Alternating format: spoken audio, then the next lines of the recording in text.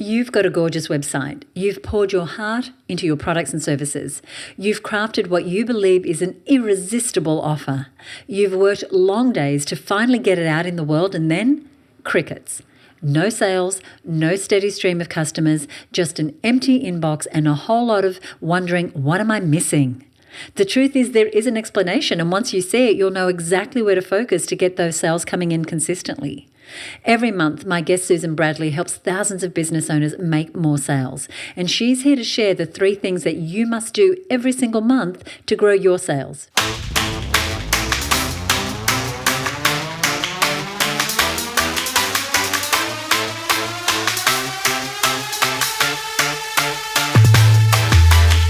Hello, and welcome to the Her Business Podcast. I'm your host, Susie Daphnis. I'm the CEO of Her Business, and today we're tackling one of the most frustrating challenges in business. It's that moment where you've poured your heart, your time, your energy into your product or service, and yet sales just aren't coming in. Why does this happen? And more importantly, what can you do about it? My guest today is the brilliant Susan Bradley. She's the founder of Social Sales Girls, and she has a few answers for you. Now, Susan has decades of experience in e-commerce, and as the creator of the Inner Circle membership, Susan has helped thousands of business owners, both product-based and service-based, turn the sound of crickets into consistent sales. And in this conversation, she's sharing the 3 things that you need to do every single month to keep your sales growing, no matter what your industry, your business size, or your stage of business. Now, Susan and I are mastermind buddies. We've been in the same mastermind for over 8 years. And so I've seen firsthand how smart and strategic she is.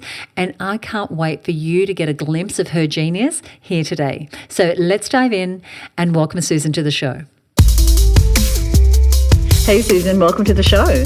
Hi, thanks for having me, Susie. I am excited about this conversation, and I'm excited to be speaking with you.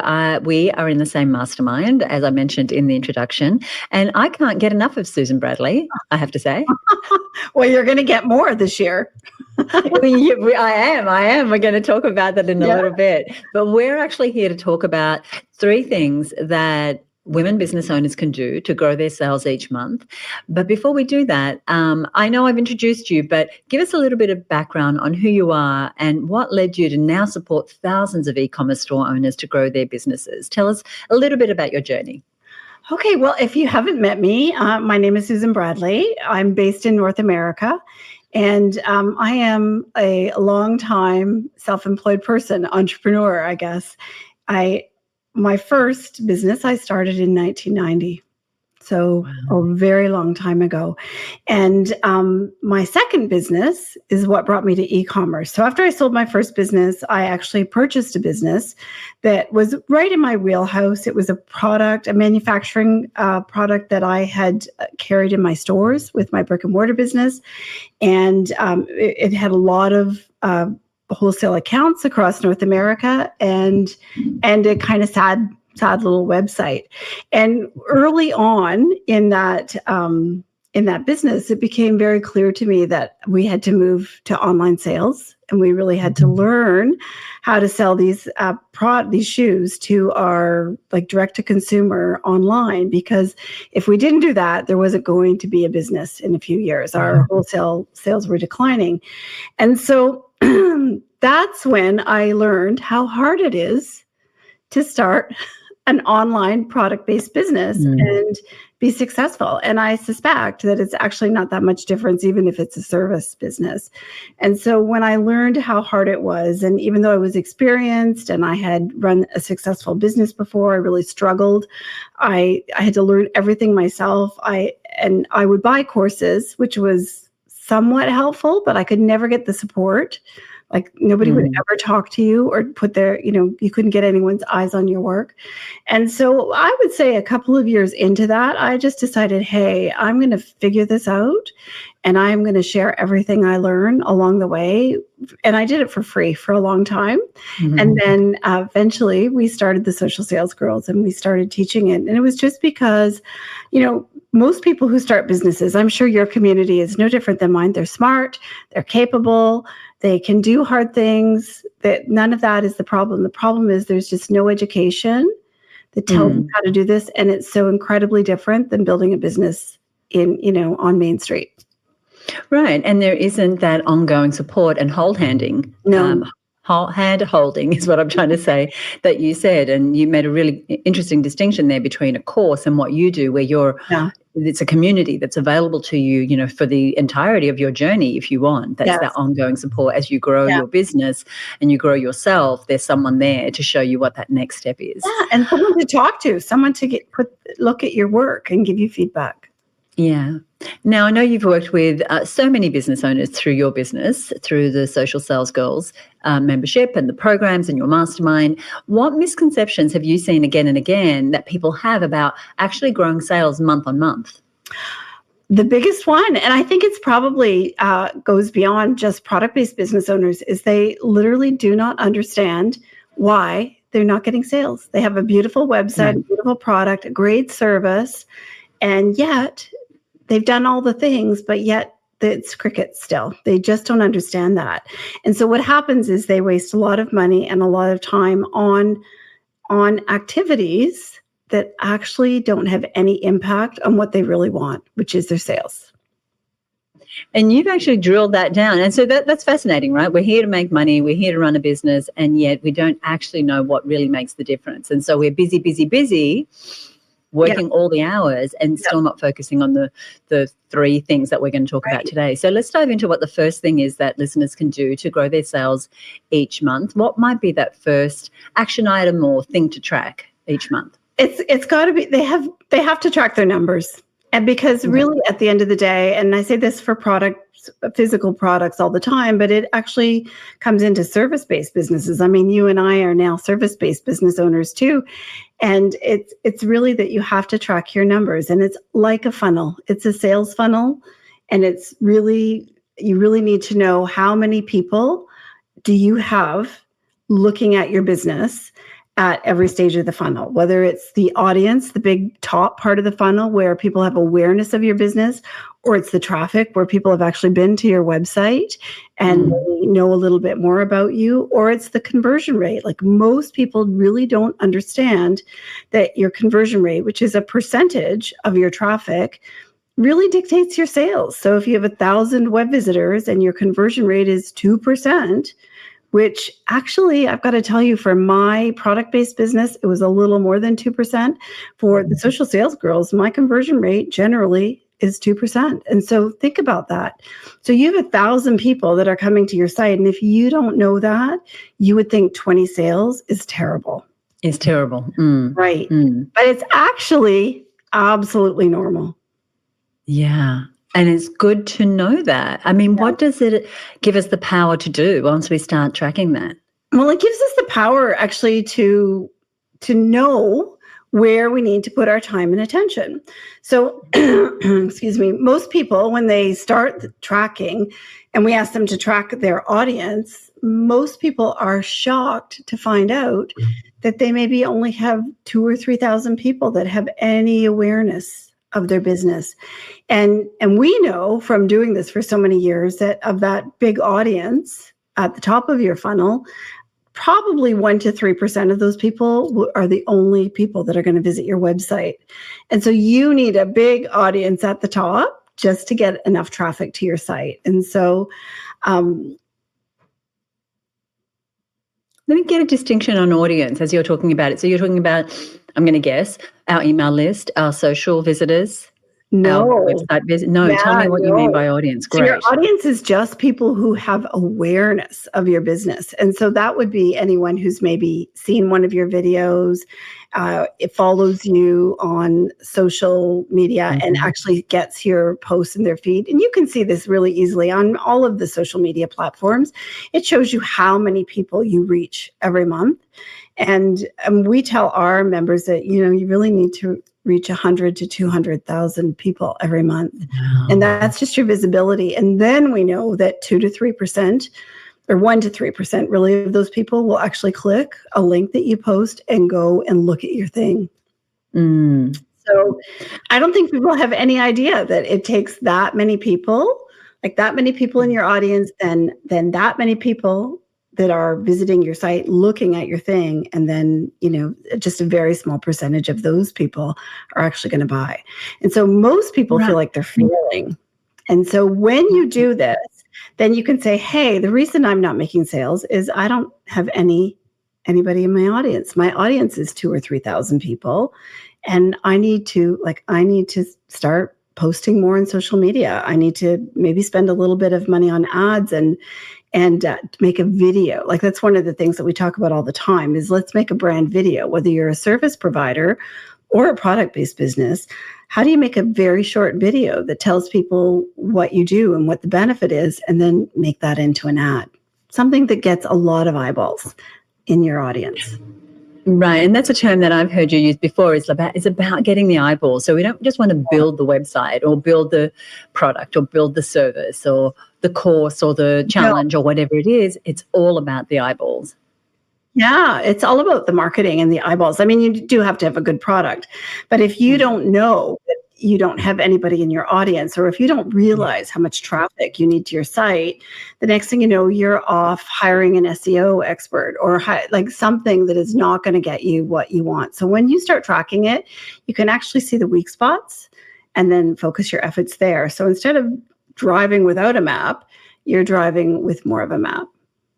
Right. And for those listening who maybe don't drive traffic just to a website, but they create landing pages, same thing applies. Same thing. Yeah. If someone hits your landing page, that's traffic. Yeah. They clicked a link somewhere. Sorry, go ahead. Yeah. And that link could be, like you said, on any of the social platforms. It could be in an ad. It could be anywhere. And tracking those numbers. And I'm sure you have wonderful tools for your clients to do that as well. Yeah. Even an email like that, if you think about it, if you're a service provider and you're sending out an email without a link back to your site, then you're missing an opportunity to get that traffic. And it's kind of evident in what you're saying, but what can go wrong when we don't check our sales funnels each month? What can slip through the cracks? I think there's two things. The one thing is that, of course, you waste time working on things that don't have an impact on that. But the second thing is that whenever we do something, like whenever we start a plan, say your plan is to grow your audience and you've created some videos and you're spending a little money advertising those videos, if you don't track and watch the growth of your audience over time, then you can't see your progress. Like your progress is small at first and you can't see it. And if you can't see your progress, what happens is you throw your hands up in the air and say, well, that's not working either. And before you know it, you've stopped doing that and you're working on something else. And every time we do that, Susie, we start back at zero. Like, consistency is our friend. And if we could just like constrain the number of things that we do and then do them incredibly consistently, that's when you start to make progress. But you can expect big progress at the beginning. Right. And I've seen you do that, in the years that you've been growing this particular business, and I've been along for most of that ride, is that consistency. And not only in building the audience, making sure they get to the site, but what the second thing is that you recommend every business owner does to increase their sales, which is to review their financials. And I know that anytime we get together, you're going to show me a spreadsheet. No, kind of a given. I always, I qualify that by saying, listen, I didn't like this either. I failed 11th grade math. I really didn't like it. But the risk of not doing that is that you don't know at any given point whether you're making money or not. You're doing bank accounting, and we all know how dangerous that is. And so it's really important to review your financials every month. And actually, a lot of people will get financials and not look at them. And a lot of people won't even do any financial work until the end of the year when they run into their accountants with, a bunch of receipts. Yeah. And that, that's not the sort of, that's not the pathway to having a financially viable business. No. And I see that a lot. I see people avoiding their numbers, or we're focusing exclusively on revenue. What do you think causes the hesitation? Do you think it's a lack of knowledge? Like you said, you failed year 11 math. I failed year 12 math. Oh, there you go. So do you think the hesitation is lack of skill, or what do you think it is? I think it's fear. Like I still remember in my first business, I'm talking like the expert at this now, but let me tell you, I was that girl who ran into the accountant's office Right, at once a the year. end of the fiscal year saying, here it is. And nothing was recorded. And I think that when I look back at it, it was fear often that I wasn't nearly as successful as I was Mm. thinking I was. Like, it's kind of like, when you don't want to look at your credit card bill because you're Right. going to go, well, how did that happen? And I think it's a little bit the same. I think it's fear and embarrassment, of course, because we present ourselves as Right. business people and we're intelligent, but yet we look at that and, our eyes cross and we need to go stand in the corner because it's too stressful. Right. And that was me for sure, Susan. And so I had to have the consistency of getting my financials every week at one level, and then getting them monthly, and then actually looking at them and being willing to ask the bookkeeper questions to say, I don't really understand that, or what happened there. But it was just so illuminating. But we don't have to look at everything. What is it that you think, and I'm saying monthly minimum. They should be, you may have a different point of view, but monthly minimum, looking at your numbers against a projected budget, what do you feel, what numbers or what statistics should we be keeping an eye on financially? Well, for me, I look at my profit and loss statement more than my balance sheet. Like I would focus on that more. And there are just really 4 things that I look at. The first is, of course, my gross sales, my top line revenue, because that's where you set goals and you're trying to make sure that you stay ahead of the year before, or at least the same. And so gross sales for sure. But then I also look at gross margin and I look at it at 2 ways. So I'm calling it 4, but it's really the same stat 2 ways. And so I look at my gross margin as a percentage of my revenue, but I also look at it as dollars. And I call that margin contribution dollars. And really what that is that after your cost of delivering your service, your cost of goods comes off, what do you have left to cover your expenses? And often what happens, particularly with product-based business owners, is they see a percentage and they're like, okay, I have a 60% margin, so I should be good. But actually what happens is when we translate that into like, what are the dollars, even though the dollars are right there in the line, it's so easy to see that in many cases, they don't have enough dollars to pay all the expenses on the bottom half of their P&L. But they just keep thinking because they've got a percentage margin. Yeah. So I look at both the dollars and the percentage. And then, of course, the other thing I look at is net profit. And you do that on a monthly basis? I do. And I have a profit goal every year. But I also, if you're doing really well with business, I think the other thing, and I think you probably have a lot of experience with this, is, you're always weighing how much profit do I want and how much growth do I want? Because you have to spend some of that profit if you want to grow. And so it might make you less profitable than the year before, but you might have gone up a whole level in sales. So that's something that I'm always looking at. Yeah. And we have had many years where the revenue has gone up, but the profit has gone down. And as long as you're aware of that, even if you're in, most of our listeners will be in established businesses, but for those of you starting out, it may be the first year, second year, third year don't look that profitable. Yeah. But if you know why, that's different to like looking at the end of the year and going, I don't know what happened. Yeah. That's a totally different way for you to be empowered to actually understand, oh, you know what, I didn't have a big enough audience, or you know what, I wasn't tracking, or my profit margins are too low, or I need more dollars in order for the dollars to pay for the expenses to actually cover them. Actually, very for me, good. last year, a great example is last year we had considerably higher sales than the year before, and yet we had less profit. And I knew, like, I might have lost my mind if I didn't know that we know what it costs us to acquire a customer, and we invested in acquiring a whole bunch of new customers last year. And so we didn't see the profit on that completely until, like, we won't see it until some of it this year. Yeah. See, and that takes quite a backbone to an experience, which we both have, right? Yeah, it takes quite a bit of backbone to go, you know what, I know that I'm going to make money on that next year. Yeah. And that comes with experience, I think, Yeah, and also with like a track record. Like if you just start checking those numbers, you won't know. But once you start doing it regularly, like looking at your data and making good decisions based on that, then you pretty much know what you can expect, like consistency wise. So then you feel more confident that yes, it will be okay. Now, there is a third thing that you recommend every business owner do to increase their sales. Can you tell us what that is? Plan your marketing, Susie. Plan it. Okay. Don't just wing it. Don't just wing it. Plan it, don't wing it. I think that's going to be the quote for this episode. Tell us more about that. Well, I think that a lot of people just really, so many of us just think, well, if I'm here and I'm showing up, people will come. And I think there are two things we have to do. I think we have to do marketing consistently, that is for visibility, growing your audience, and getting traffic to your site. And I would recommend that you only do one or two things, and you just do that consistently and well. Don't do 12 things, because you'll do them all badly and you won't see the results. So for me, it is really just, we have a posting strategy on social media that we use, and it's designed to grow our audience.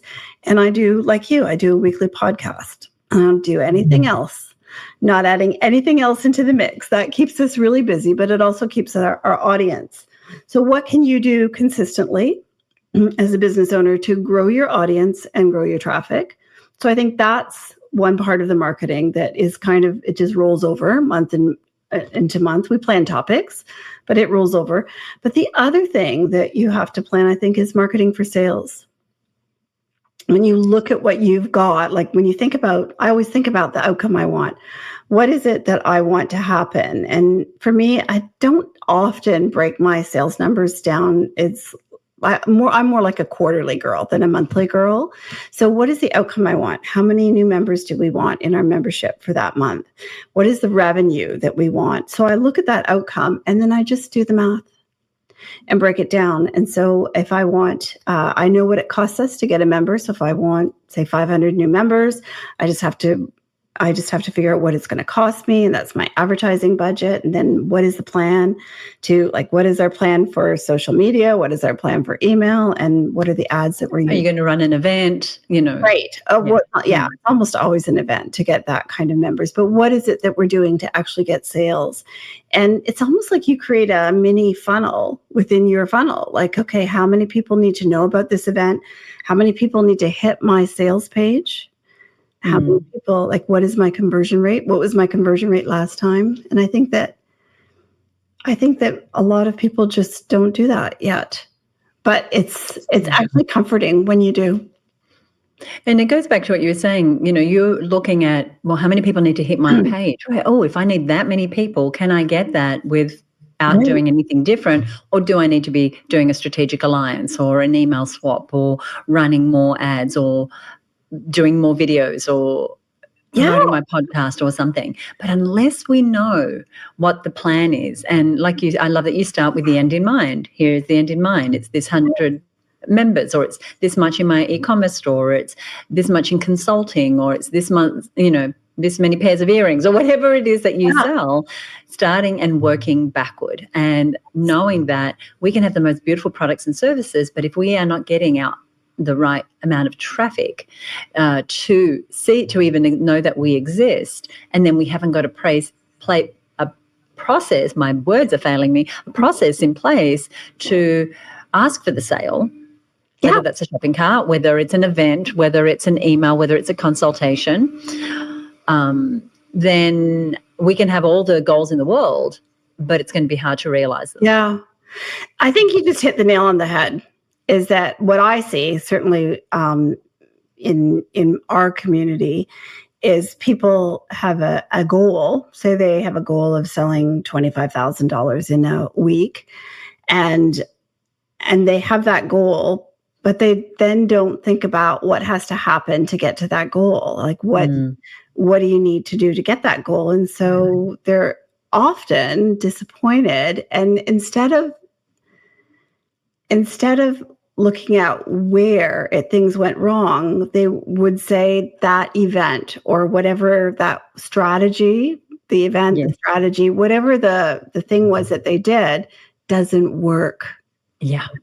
And that's not true. We know that, right? Because someone else in a different, someone beside us might have used that same vehicle, for lack of a better word, and it works. So it's never that. It's often around the planning, around the goals, around our experience, around the support that we get, the knowledge that we have. So many things come into play. Yeah. So just to recap our sorry, go ahead. I was going to say, and the other thing that we all have to be cognizant of, and this I do too, is that our actions are the things that we're doing aligned with our goal?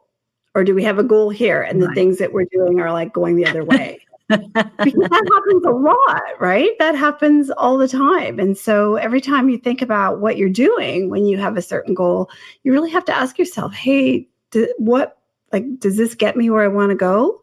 Or is this something that is like completely isolated?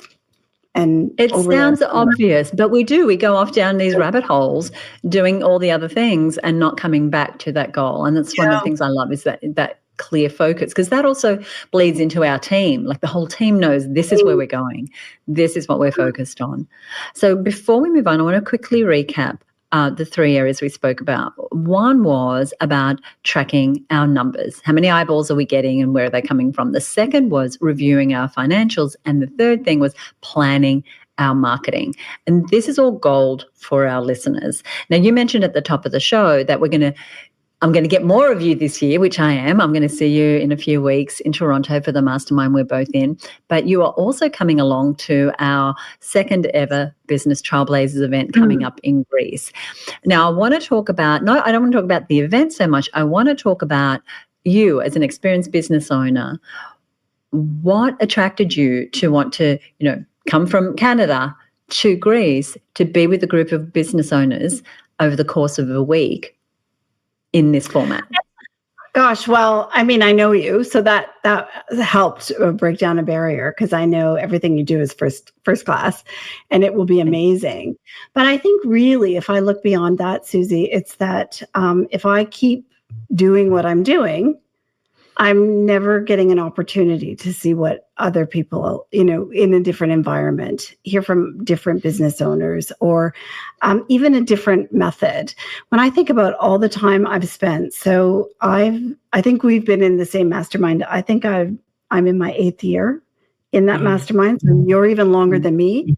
And when I think about all the value I have taken from being in the room with people who are doing the things that I want to do, may have already done them and done them successfully and are sharing, I don't think I would have the business I have today if I hadn't done that. And so I think for me, it's a great opportunity to get in the room with some people who are doing things that nobody in our room might be thinking about, because basically our mastermind is all about memberships. And I'm excited to have the exposure and get the opportunity to see what other business owners are doing. And right, because we can be in our little bubble, right, within our industries and what we do. And the thing about this retreat, it's called Business Trailblazers, is that it's not just about business. We've both been in business for a while. This is about taking time for you to sit and reflect and think, and not just you, everybody who's there, to think, okay, I've gotten to where I am now. I've had the successes I've had the failures I've had, the trials, the tribulations, and now what do I want for my life? Because here I am, a woman in my, third act, if you like, and what do I want? What do I want business to look like? And we're not all, I know you and I, certainly, we're not into slaying it, hacking it, killing it. That's not where we want to be. No slaying over here. Actually, though, I have to say, I am a little nervous about the hiking part. The hiking part, that's okay. So to explain to those listening, we're incorporating business, culture, food, wine, business conversations and 3 half-day hikes into our week. We're in Crete in Greece, where there's some beautiful vistas, and we have a training plan. We have a gear and equipment list, Yes, I have and we have beautiful guides on the ground who are going to make sure that we're all safe and doing the hikes at a pace. And it's a way to stretch yourself. I know that's partly why you said yes. It's like, well, I'm going to have to train. I'm going to have to do something that I don't normally do day to day to be ready, right? Yeah. Well, I just, when you talked about this and I was listening to you, I thought, well, I can do that. And if I don't do it now, right, when will I do it? So, yeah. So now is a good time. Yeah.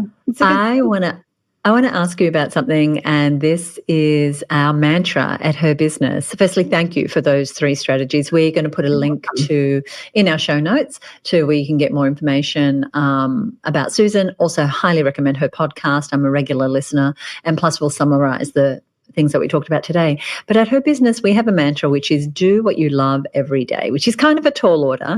But what does a day in your business life look like, Susan, when you are doing what you love? Well, so you told me you were going to ask this, and I had to have a big think about it because there are so many things I love to do. Oh, good. Yeah. I mean, I do love the days where I just get to think. I do love the days where I interact with our members. But if I thought about the perfect day, I'm so fortunate to be at the place where our team does a lot of the heavy lifting. And so marketing is probably my favorite thing. And so I love, we have a Monday morning marketing meeting. I love starting my Monday with the marketing meeting. I also love recording an episode of the podcast with a member. Like I will do a coaching call. I don't do any one-on-one coaching calls anymore. So unless you're in our mastermind, I would. But just for someone who's really just trying to get their business to where they want it to be, to do a podcast episode that's a coaching call. Love that. And I also love taking some time to connect with my friends like you. Like I was looking forward to our call today. Me too. They sound like terrific days. And we love a lot of the same things. I think that's why we're friends. Is there anything you'd like to leave us with? Oh, you know what? It's harder than you think. It will take longer than you think. But when you get there, like it's so worth it. Much better than a job. Much better than a job. That's the outcome, right? Thank you so much for joining me, Susan. I adore you. Good to see you again. How incredible and down to earth is Susan. I just love her so much. I'm so glad she was able to come on the show today. For so many small business owners, there is this cloud of mystery around sales. You understand the product or service, you understand the marketing, you understand your offer and how to appeal to your ideal client, but for some reason, sales aren't coming in. And the way Susan breaks it down wipes away that cloud because it really does come down to the numbers. Because you might not have a conversion problem. Maybe you simply have an awareness problem, not enough of those eyeballs that we talked about. Or you have awareness, but not enough actual traffic going to your offer. And you won't even know where those blind spots are until you actually look at the numbers. So I want you to challenge yourself. Starting this week, if you're not already looking at the statistics we talked about, take a look. How many eyeballs do you have looking at your stuff, your ads, your social media, your videos, your content? Then how many of those people are clicking a link? How many are visiting your website or your landing page or even your store if you're an e-commerce site? And then how many of those people are actually clicking buy? How many people are saying yes? Because each of those levels comes with different challenges and different solutions, right? You can't solve a problem if you don't know exactly what kind of problem you have. It doesn't have to be this big mystery. If you're having issues with sales, go ahead and sniff out where that trouble is starting. Maybe you have an awareness problem or a traffic problem or a conversion problem, which is what most people jump to. And when you have that identified, you're going to be able to get specific resources that will help you solve that problem. I love how clear Susan makes this often very shrouded topic. Now, if you want to check out some of the incredible things that Susan is doing with Social Sales Girls, I've got all her links down in the show notes of this episode. She has so much great information. I listen to her podcast. It is designed for e-commerce store owners, but I learn something every single time, and I'm not an e-commerce store owner. She's just a great strategist, a great marketer, a great business owner. And you might actually even hear yours truly on an upcoming episode, so keep an ear out for that. And of course, if you are tired of doing business alone, trying to piece together advice from the internet, and you're looking to grow your business and you're not a member of the Her Business Network, then I want you to go ahead and apply. Because inside the network, you will find the community, the support, the masterclasses, trainings, events, but most importantly, as I said, a community of other women business owners who are all trying to build the lives they love through their businesses. They're trying to get more sales, reach more people, get new clients. So if that's what you're trying to do, I would love to have you join us inside of Her Business. And you can apply now by heading over to herbusinessnetwork.com. If you're new to the show, thank you for joining us. Please tune in again, hit follow, subscribe wherever you are listening. If you are a regular listener, thank you so much. I appreciate you being here. And regardless how long you've been listening, if you have not left us a review or a rating on Apple Podcasts, we would love it if you would do that. It helps us grow the show, reach more people, let more women know about these strategies, introduce them to wonderful women like Susan. And you can leave a rating or review on Apple, or you can shoot me a direct message on Instagram. You'll find us at @herbusiness on Instagram. And if you're not following us on Instagram, you definitely want to do that because we're publishing great business tips all the time. Now, once again, on our website, you're going to find a summary of today's episode, links to other resources we've discussed, and all of Susan's details. So go ahead and head to herbusiness.com/323. That's herbusiness.com/323. You'll see all the great work that she's doing through Social Sales Girls, the Inner Circle, and the e-commerce roadmap podcast and her different programs. So as I said, if you're new to the show, subscribe wherever you're listening. Join me in the next episode. We have more inspiring stories and lessons from successful female entrepreneurs coming up. So I'll see you next week right here on the Her Business podcast. Bye for now.